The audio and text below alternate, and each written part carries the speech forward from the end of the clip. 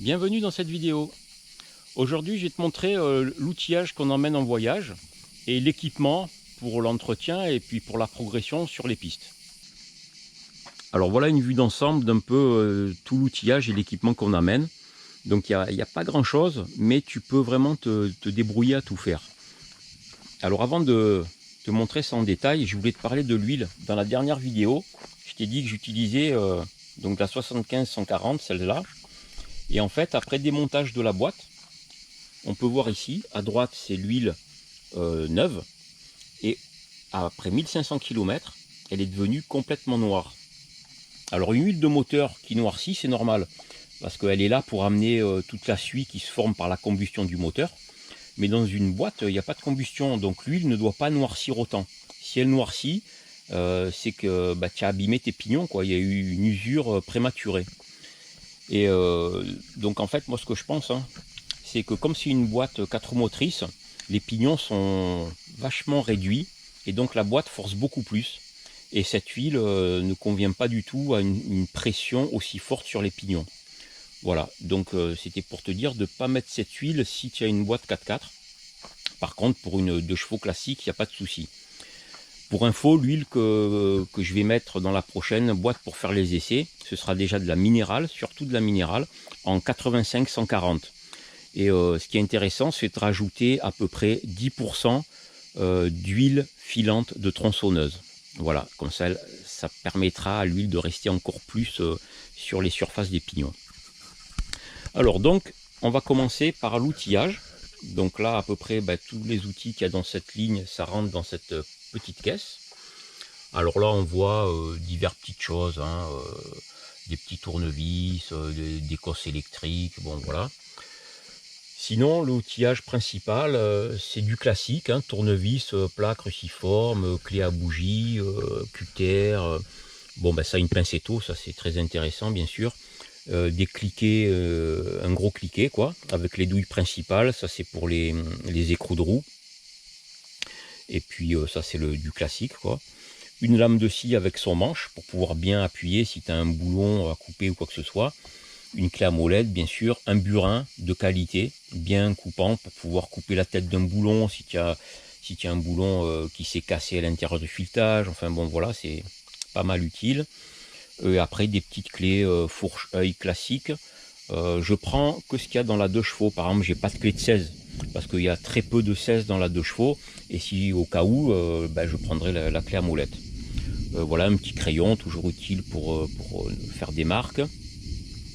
Là, je t'ai pas montré, mais en fait, le premier outil que tu utilises, enfin que j'utilise, quand tu as une première petite panne ou quoi au bord de la route, c'est le couteau. Ça, c'est un couteau pince Victorinox, donc c'est de la bonne qualité. Et tu as le petit kit avec tous les embouts, le petit cliquet. Et franchement, je l'ai utilisé, ça fait plusieurs années. Le cliquet tient toujours, c'est de la très bonne qualité.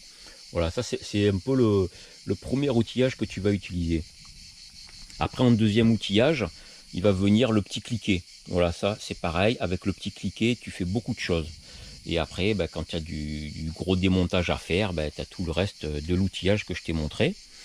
Ça c'est aussi intéressant, c'est un aimant télescopique. À chaque fois que tu as un boulon qui tombe au fond de ta 2 chevaux, tu peux le récupérer. Ça c'est une clé à œil que j'ai coupée pour avoir accès au boulon qui fixe la boîte sur le moteur, ceux du dessous.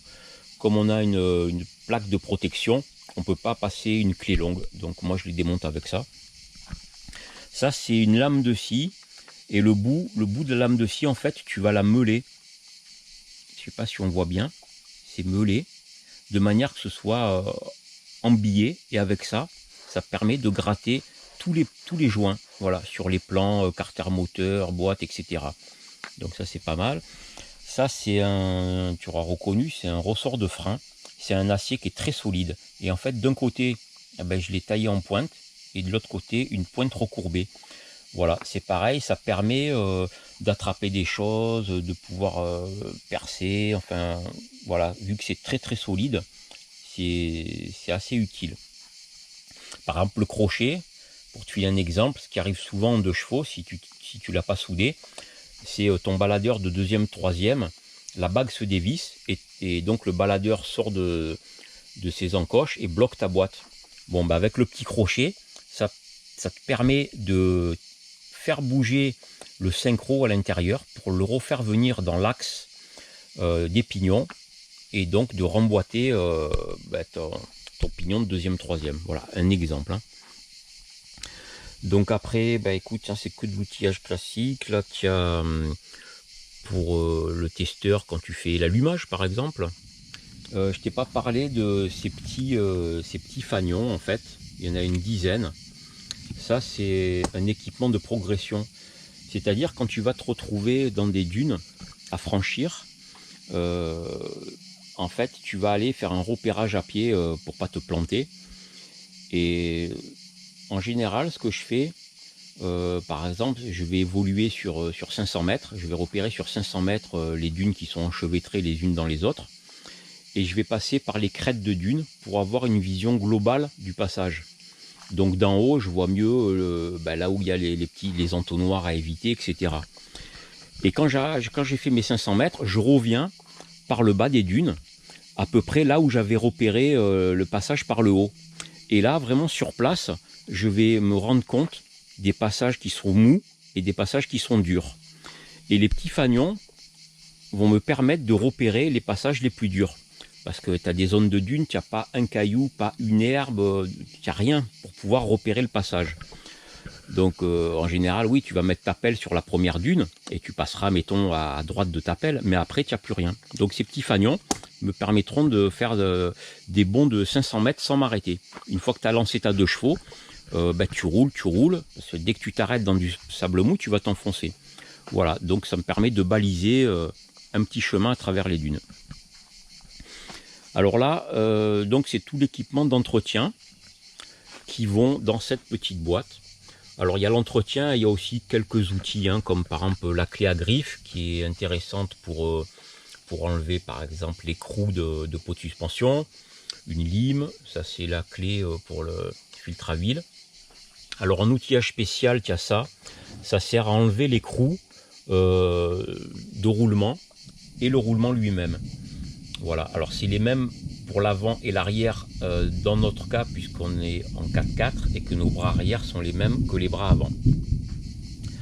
Et en spécifique, tu as encore ça, c'est pour enlever l'écrou qu'il y a sur la direction, sur la colonne de direction, enfin sur l'essieu je veux dire au niveau de la colonne de direction. Ça c'est un arrache biellette. On peut faire sans, mais bon c'est pratique. Et ça c'est très très pratique, c'est pour le réglage des tirants de suspension. Voilà, au lieu d'avoir ta clé de neuf que tu risques d'abîmer ton tirant, là ça élargit beaucoup plus le pas de force et donc t'as pas de problème. Ça c'est une clé spéciale pour aller dans le crabot derrière la boîte, voilà, que j'ai tordu pour l'accès au boulon. Ça c'est pour faire la vidange. Alors ici c'est ce qui concerne les pneus. Donc pour mesurer la pression, pour enlever l'obus quand il y a une réparation à faire. Ça c'est des dégonfleurs, ça c'est pratique, quand tu arrives dans le sable, tu mets ça sur ta valve et ça te dégonfle automatiquement ton pneu jusqu'à, moi je les ai réglés à 800 grammes. Voilà, ça t'évite à chaque fois de regarder à combien tu es. Des rustines hein, avec la colle et des petits papiers de verre classiques. Ici, tu trouves tout ce qui est produit, loctite, frein filet, colle glue. Ça, c'est intéressant. C'est des pâtes à joint pour les hydrocarbures. Si tu as des interventions à faire sur ton circuit d'essence. Soudure à froid, joint bleu, joint or pour les hautes températures. Ça, c'est des joints pour les carters moteurs, etc. En fait, hein, dès que tu as des joints à faire. Ça, c'est une clé d'huile que j'ai coupée pour pouvoir passer dans les freins, en fait, dans les tuyaux de frein. Des lames de rasoir, une pince à clips aussi, ça peut être utile. Et là, tu as tout pour refaire en fait les chemises et les culasses. Donc du papier en 600 et 400 et de la laine de fer pour finir ton déglaçage de chemise. Et ça, c'est les ventouses et la pâte à joint fine et grosse pour refaire les soupapes, la portée des soupapes. Voilà, une lame de scie, brosse à dents pour nettoyer des petites pièces. Ça aussi, ça peut être intéressant. C'est un fer à souder qui est sur 12 volts avec donc un fil d'étain. Si jamais tu as des petites soudures à refaire sur ton alternateur ou sur ton démarreur. Donc voilà, là je t'ai fait un petit peu le tour. Ici, bon bah tu as de la graisse avec ça, c'est une mini pompe à graisse, donc pour avoir accès à tous les graisseurs de la 2 chevaux. Encore de la soudure à froid, de la loctite en frein filet, enfin voilà, divers petites choses. Ici c'est un bol pour le nettoyage à l'essence des pièces, du fil de fer bien sûr, divers scotch.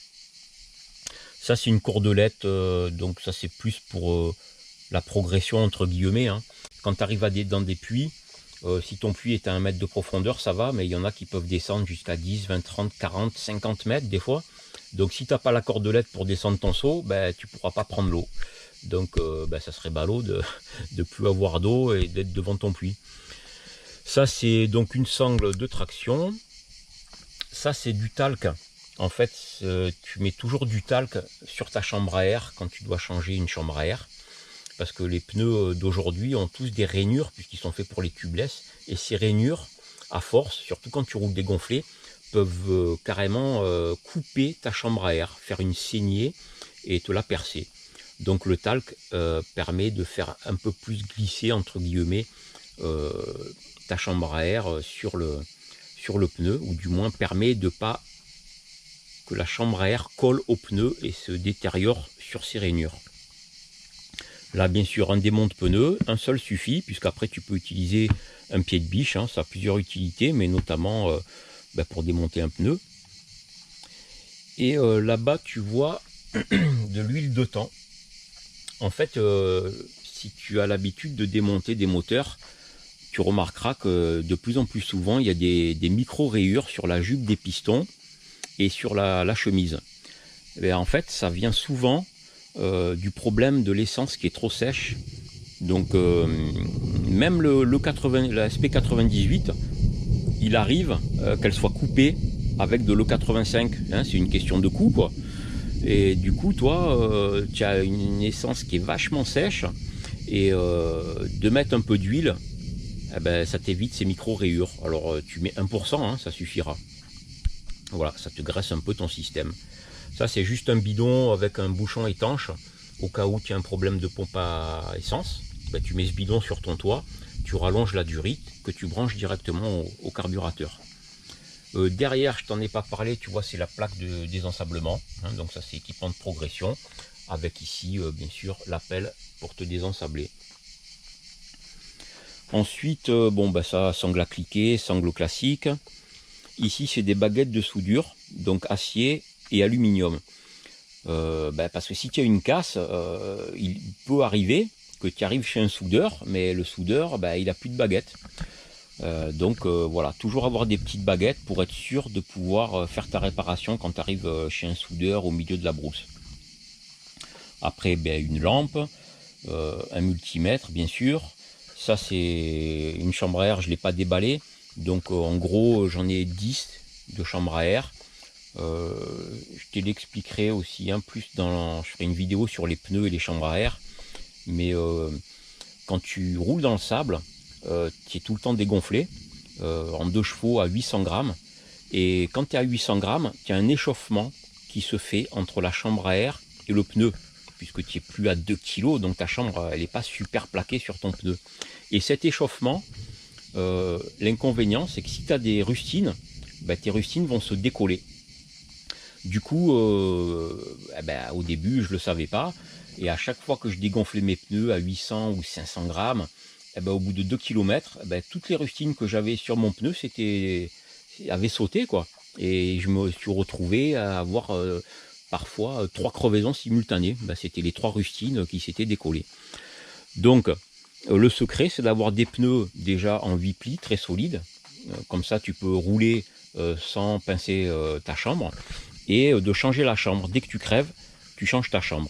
Et en moyenne, ce qu'on a remarqué, c'est qu'on faisait 1000 km avec une chambre à air sans crever.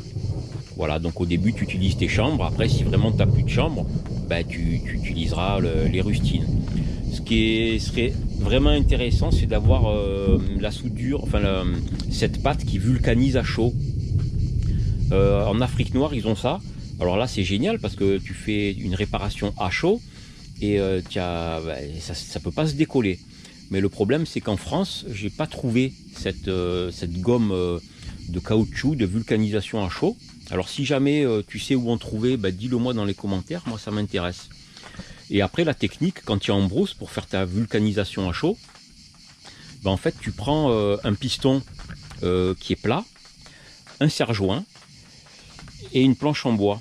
Donc tu vas mettre ta pâte à chaud, ta pâte qui va vulcaniser à chaud, tu la mets sur ton trou, tu plaques le piston avec derrière la planche et le serre-joint, tu plaques tout ça, et dans le cul de ton piston, tu vas mettre de l'essence, tu vas allumer l'essence et ça va chauffer ta pâte, ton caoutchouc qui va vulcaniser à chaud.